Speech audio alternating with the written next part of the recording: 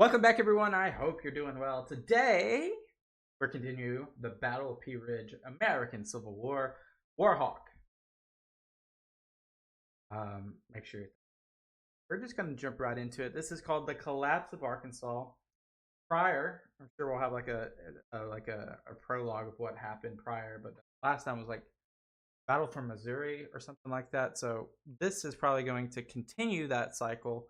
What happened next? So make sure you go watch part 1 if this is. Let's go.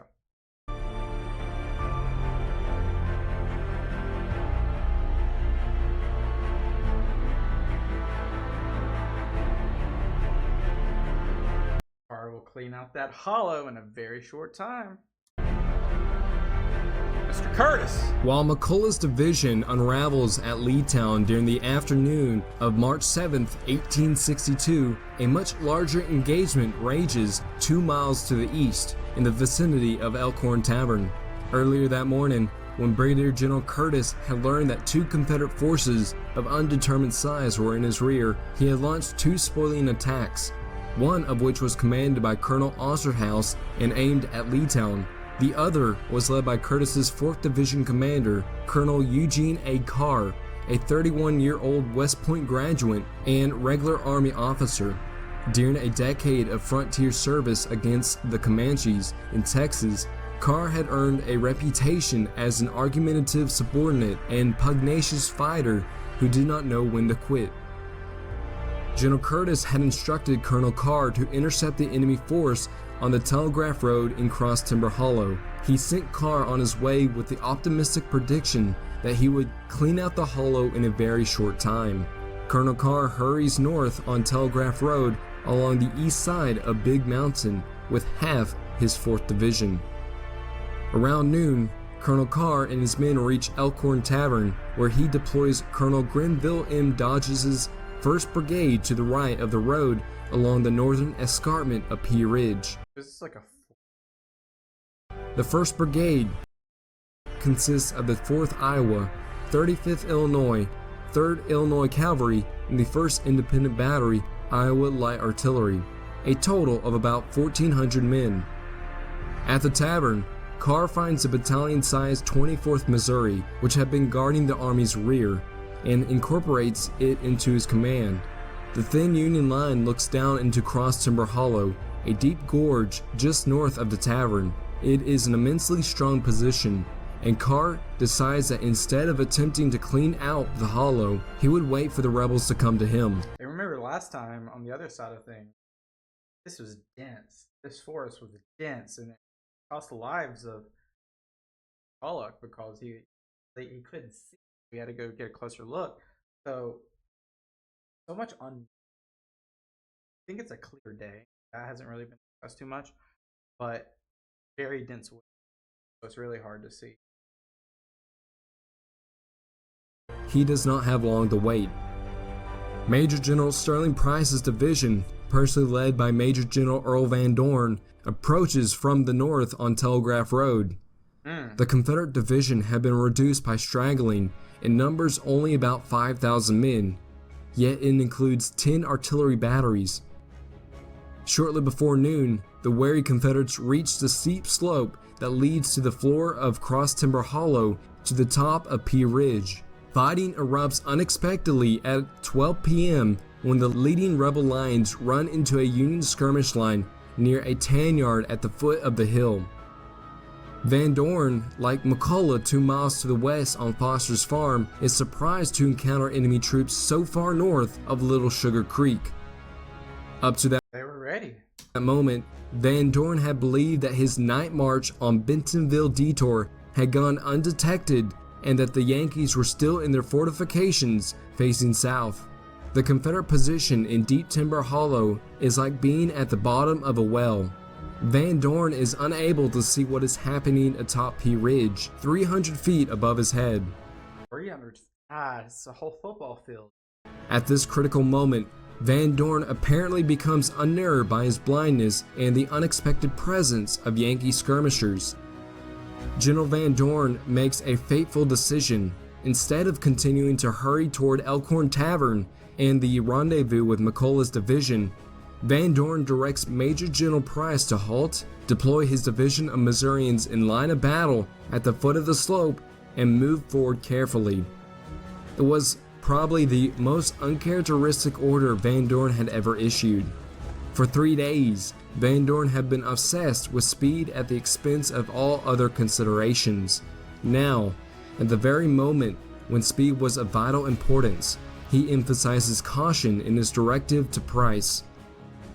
Price's Missourians slowly form a long, irregular line of battle across a series of steep ridges and narrow valleys. Confederate soldiers on the right, Missouri State Guard troops on the left.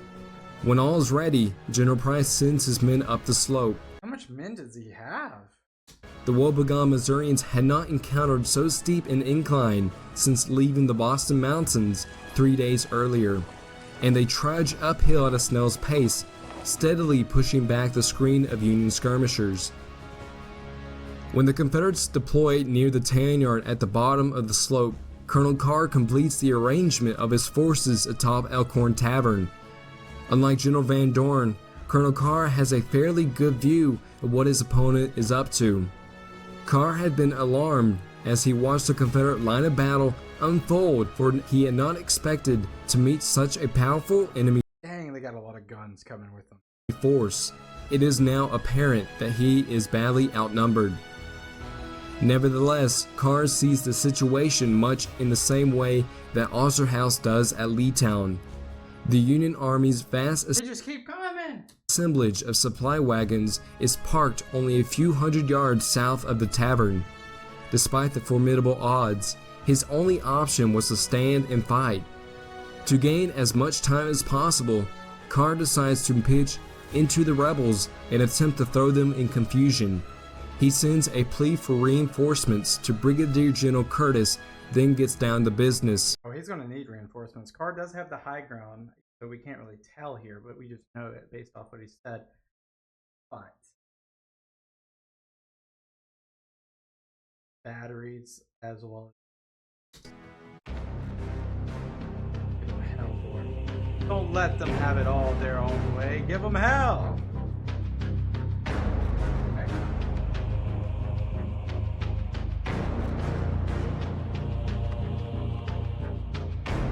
Just as the Missourians from Price's division begin moving uphill, Carr personally leads the 1st Independent Battery Iowa Light Artillery about 300 yards down Telegraph Road into Cross Timber Hollow. When the Federal guns open fire, the astonished Confederates stop dead in their tracks. The Union gunners pour a deadly hail of shot and shell into the rebel lines, causing much confusion and disarray in the Missourians' ranks. But as more and more Confederate batteries join in the fight, the tide turns. The outnumbered and outgunned Iowans they are outgunned. They just don't know it. Were now the ones receiving, they are outgunning them. In the words of Colonel Carr, a perfect storm of solid shot, case shot, canister shot, shell, splinters, and rocks. Men and horses are struck down in the battery, caissons explode, and artillery pieces are disabled, but the Iowa gunners grimly hold their ground. "Give them hell, boys," Colonel Carr shouts above the din of battle. "Don't let them have it all their own way. Give them hell." For much of the fight to come, Carr remains near his advanced artillery position, cheering his men on and trying to get a sense of what the Confederates are doing. It is, of course, a completely inappropriate place for a division commander to be in the midst of battle, but Carr's heroic performance in Cross Timber Hollow earns him 3 wounds, a promotion to Brigadier General, the Congressional Medal of Honor, and the undying respect of his men. More important, Carr's efforts and those of his Iowa artillerymen immobilize Price's division for 2 critical hours. Major General Van Dorn is puzzled by Colonel Carr's aggressive tactics. So Van Dorn basically handed this guy a Medal of Honor just because he did not advance like he coulda, shoulda. And he directs General Price to halt his forward movement and assumes a defensive position near the bottom of Cross Timber Hollow. Possibly, Van Dorn expects McCulloch's division to arrive at any moment on Ford Road and drive the Union force away from Elkhorn Tavern. That will not happen. In the meantime, the Army of the West commanders uncharacteristically content to allow Price to exchange artillery fire with the Yankees. In doing so, Van Dorn plays directly into Carr's hands. Van Dorn's decision to wait in Cross Timber Hollow proves to be a critical error, for it gives Brigadier General Curtis time to rush the rest of Carr's 4th Division to Elkhorn Tavern in support. During the afternoon, Carr's thin ranks are bolstered by the arrival of urgently needed reinforcements. After receiving Carr's plea for help, General Curtis ordered Colonel William Van Dorn at Little Sugar Creek to take his 2nd Brigade of Carr's 4th Division and hurry north. Van Dorn brings the 9th Iowa and the 25th Missouri, another 1,000 soldiers, and the 3rd Independent Battery, Iowa Light Artillery, into the growing fight around 2 p.m. Shortly afterward, 2 more guns rumble up to the tavern, escorted by a Missouri Cavalry Company commanded by Captain Frederick W. Benteen of later Little Bighorn fame. An hour later, a battalion of the 8th Indiana and a section of the 1st Battery Indiana Light Artillery arrived from Little Sugar Creek. So now it's even worse for Van Dorn.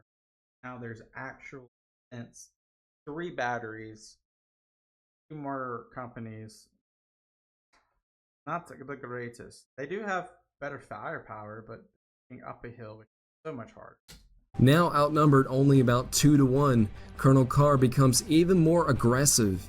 He calls the 3rd Iowa Battery down the slope to join what is left of the 1st Iowa Battery. Then he directs Colonels Dodge and Van Dorn to launch spoiling attacks against the Confederates. The Union infantry and cavalry make repeated lunges into Cross Timber Hollow. Dodge's regiments on the east side of Telegraph Road, Van Dorn's on the west. They drive in the Confederate skirmishers, exchange volleys with Price's main line of battle, then retire to the original positions at the top of the slope. Every downhill Union thrust, no matter how light, seems to fix the Confederates even more firmly in place at the bottom of the slope. The artillery duel fills Cross Timber Hollow with smoke, and soldiers on both sides blunder about in the haze. During one murky clash west of Telegraph Road, Colonel William Y. Slack, commanding the 2nd Missouri Brigade in Price's division, joins the skirmishers to see what is happening and is mortally wounded. Command of the brigade passes to Colonel Thomas H. Rosser. A short time later, Major General Sterling Price is struck in the arm by a bullet. All these commanding people getting killed, but their positioning, is it just well, we saw yesterday, we watched others, very much dumb luck. He stays on the field, but his effectiveness is much reduced by the searing pain he endures. Around 3 p.m., Van Dorn finally learns that McCulloch's division is bogged down in an unexpected encounter at Leetown. He now realizes that he will have to fight his way out of Cross Timber Hollow on his own.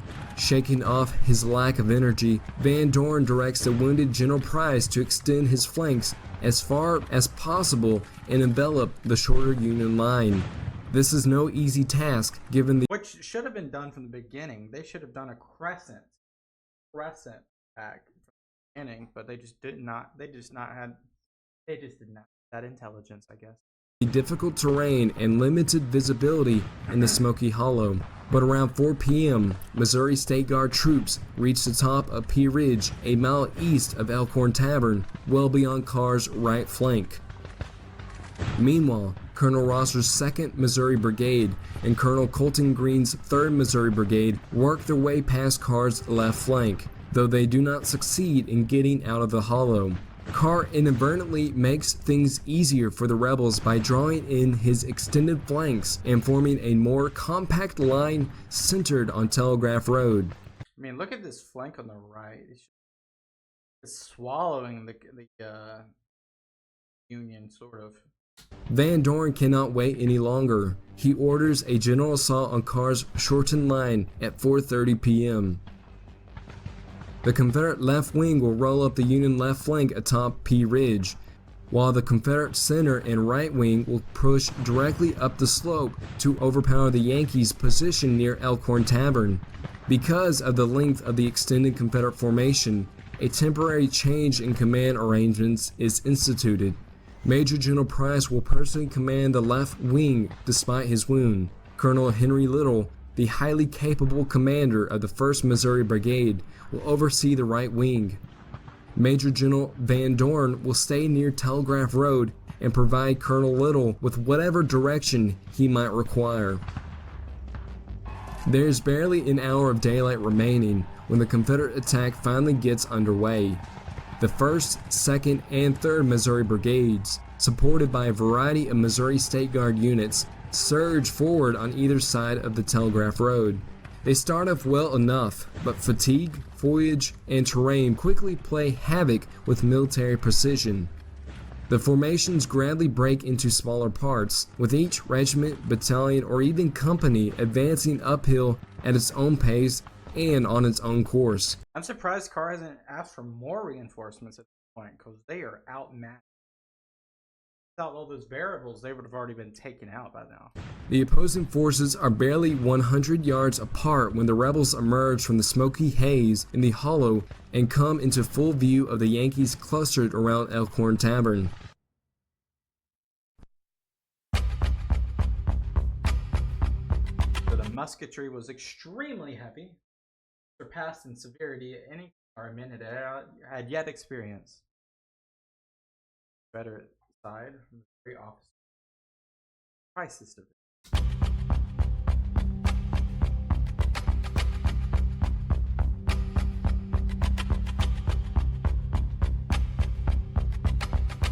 Volleys ripple through the edge of Pea Ridge Plateau as one Union regiment after another opens fire with deadly precision at the point-blank enemy lines. Fighting rages at extremely close range for 30 minutes, and hundreds of men go down on both sides, many with multiple wounds. The Union defenders at Elkhorn Tavern fight from behind whatever cover is available. After an initial surge that carries them several hundred yards uphill, the Confederate attackers falter just short of the crest, staggered by the hail of bullets. Some Missouri regiments even lose ground. For a few moments, it appears that Carr's troops, despite their inferiority in numbers, might hold their position. Then, a quarter-mile west of Elkhorn Tavern, the Union left flank crumples under the pressure of Rosser's 2nd Missouri Brigade. Colonel Van Dorn attempts to shift troops to meet this new threat, but his brigade, already hard-pressed by the host of Confederates to the north in Cross Timber Hollow, is overwhelmed. Carr's position on the west side of Telegraph Road was beginning to give way. Down in Cross Timber Hollow, Colonel Little senses that the Yankees around Elkhorn Tavern are beginning to break. He calls upon the soldiers of his own 1st Missouri Brigade and Greene's 3rd Missouri Brigade to reform their ranks and make one last charge. Some of the rebels barely have enough strength to plod up the slope in slow motion. Others manage to trot uphill Right towards the battery, too. while shouting a blood-curdling rebel yell. Now threatened in the front and left flank, the Union regiments clustered around Elkhorn Tavern fall back through a maze of fences and outbuildings. The thin blue line that held the high ground for so many hours was broken beyond repair. Now, the only Union presence north of the tavern was a hodgepodge of guns from different batteries arrayed in a semicircle on Telegraph Road. After the supporting infantry begins streaming to the rear, the guns are vulnerable. I'm wondering also, like, food for thought, are the people that are on the batteries, like, last in situations, are they the most vulnerable out of anyone? Because, first off, you're making your presence known where you're at, very obvious. And secondly, like, in this case, it seems that they're, like, some of the last to leave. That's why a lot of times guns get captured. I'm wondering if those people that man the batteries have a higher mortality rate because of that. John Q. Burbridge of the 2nd Missouri Infantry Regiment sees his chance. "On to the battery," he shouts, and leads his men directly up Telegraph Road towards the Union guns. Some artillerymen fire away with canister rounds, but most work frantically to limber up their pieces and escape. A few carry out a final act of defiance and fire off a ragged salvo of canister into the faces of the oncoming rebels. Dozens of Missourians are mowed down by the hurricane of metal, and dozens more are knocked senseless by the concussion of the blast.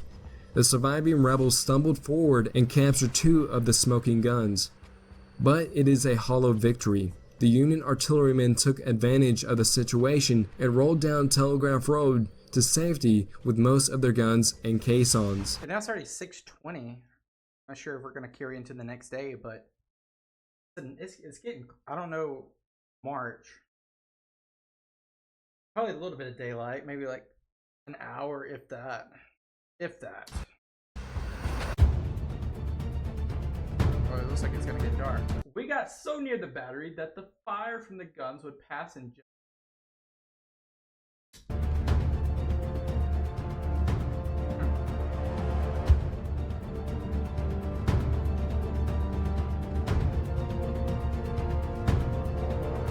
With the Union lines around Elkhorn Tavern broken, Brigadier General Curtis orders Carr and his brigades to fall back to a new defensive line he's forming for the Army of the Southwest. Seizing the moment, Van Dorn orders his regiments to attack the thin Union lines falling back through Ruddock's Field beyond Elkhorn Tavern. With darkness enveloping the battlefield, Colonel Carr forms his thin shattered lines across Ruddock's Field south of Elkhorn Tavern to make a final stand for the night. The Confederates surged forward across the field, intent to finish off Carr's troops. However, unseen by the Confederates in the gloom, General Curtis and his army's 2nd Division, they got reinforcements on the way, led by Brigadier General Alexander Aspath, arrives at this critical juncture, leading hundreds of fresh troops and additional guns from Little Sugar Creek to bolster Carr's weary, rattled men. Shortly afterward, at about 6:37 p.m., the final Confederate attack for the evening of March 7th begins. About 3,000 Missourians from both the Confederate Army and the Missouri State Guard units rush forward across Ruddock's Field on either side of Telegraph Road, directly towards the Union line. They give off an ear-piercing rebel yell as they rush through the darkness toward the Federals. But this rebel yell doesn't last long, as the darkness is suddenly illuminated by the blast of canister shells from artillery guns across the field. The Confederates are plowed down in Ruddock's Field, but a few hundred Missouri troops press onwards despite the slaughter. When the Missourians finally stagger to a halt only 50 yards from Carr's position, the Union infantry rises up from their prone positions and fires away with a deadly musket and rifle volley. The affair is over in less than 15 minutes, and the Confederates stagger back towards Elkhorn Tavern. Darkness shrouds over the bloodied fields once more as the Union troops cease firing for the night. I imagine all the people that are wounded stand there in the dark. Battle.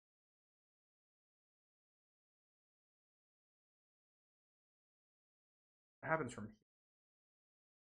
Got some time left in this video. During the night of March 7th, Brigadier General Curtis again demonstrates his mastery of staff work by consolidating the dispersed Army of the Southwest into a compact mass. He abandons the Little Sugar Creek position entirely and moves all of his scattered forces, including the victorious troops at Leetown, to reinforce Carr's battered division straddling Telegraph Road. He also sees to it that food, water, and ammunition is distributed throughout the tired ranks. There's a good deal of stumbling around in the dark, and one column of troops led by Brigadier General Franz Sigel takes a wrong turn and is lost for several hours.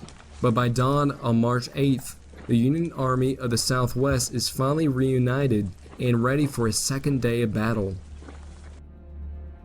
Seems like the preparations were a lot more for the Union time. Meanwhile, Major General Van Dorn rested by a campfire near Elkhorn Tavern with Major General Price. After learning news of McCulloch's death, Van Dorn attempts to rally the leaderless elements of his Army of the West and consolidate them in a similar manner as Curtis is doing. However, Van Dorn discovers a serious problem facing the Confederate Army of the West. No one knows where the ammunition and supply wagon train is, and no one thinks to organize a search party until the next morning.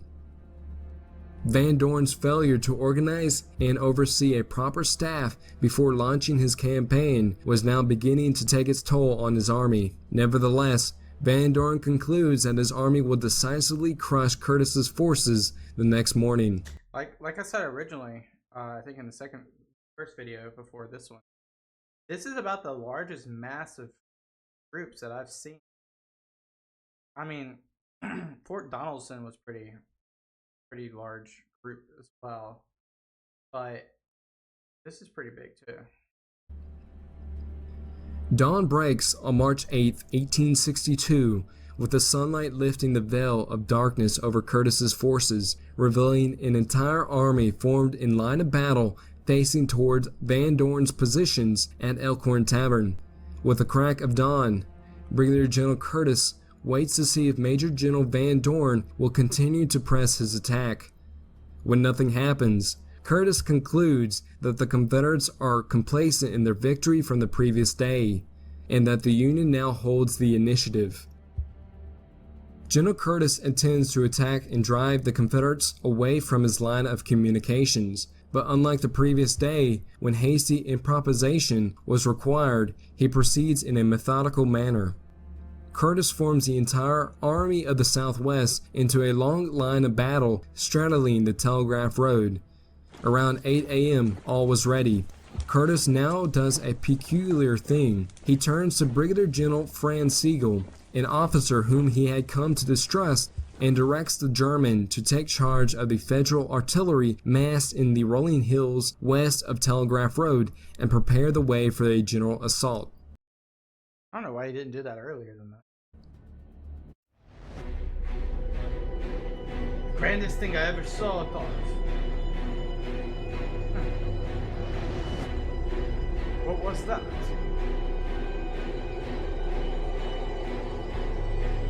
The thunderous cannonade of March 8th at Pea Ridge lasts for 2 hours. It is the longest and most intense field artillery bombardment of the Civil War up to this time. It is also one of the finest moments of General Franz Sigel's career, as he personally directs the Federal bombardment from one of the booming cannons. Union gunners fire over 3,600 rounds, a rate of over 30 shots per minute. God, that's collective. God. Or more than one shot every 2 seconds. The massive artillery bombardment can be heard 50 miles away in Fayetteville, as well as in Springfield, Missouri. I bet it's deafening. I bet so many people have lost. The devastation wrought on the Confederate lines is terrible. Outgunned and low on ammunition. I know I'm pausing, but I think they're gonna. Oh, this is. Look at that! Look at that line! Look at that line that Curtis. That line and that there is no way that Van Dorn and Price attack this. There's just no way. Van Dorn's artillery is wrecked or driven from the field. Halfway through the cannonade, the Confederate guns fall silent. Finally, after 2 hours at 10 a.m., the Union bombardment stops. When the smoke settles, the rattled Confederates in the woods beyond Ruddock's field witness an awe-striking sight. The entire Army of the Southwest begins marching out from its positions beyond Ruddock's field in a grand charge against the Confederate Army of the West. It is one of the few moments in the Civil War in which two armies are lined up facing one another in a direct assault. Oh, we about to see some.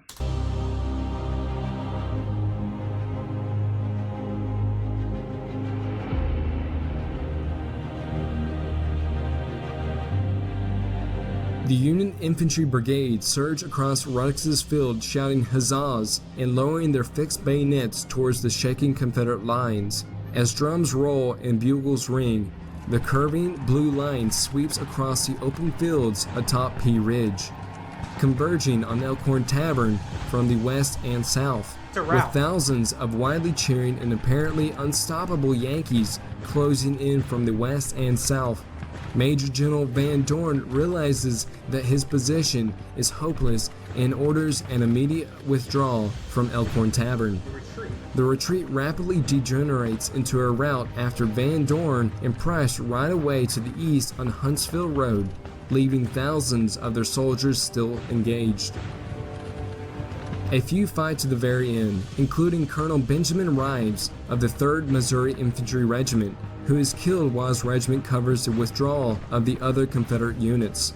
But many of the rebels conclude, with good reason, that they have been abandoned by their leaders and they flee in all directions.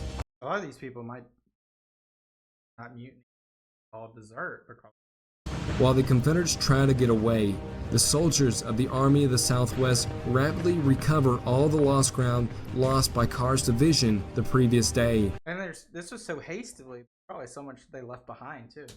Curtis rides up Telegraph Road behind his advancing line, enthralled by the fierce grandeur of the battle.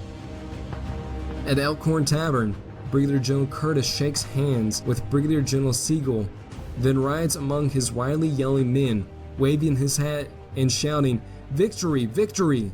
Indeed, the Battle of Pea Ridge, or Battle of Elkhorn Tavern, was finally over. With a decisive Union victory at Pea Ridge, the Confederates had essentially lost both Missouri and northern Arkansas to the Federals, who quickly secured both regions.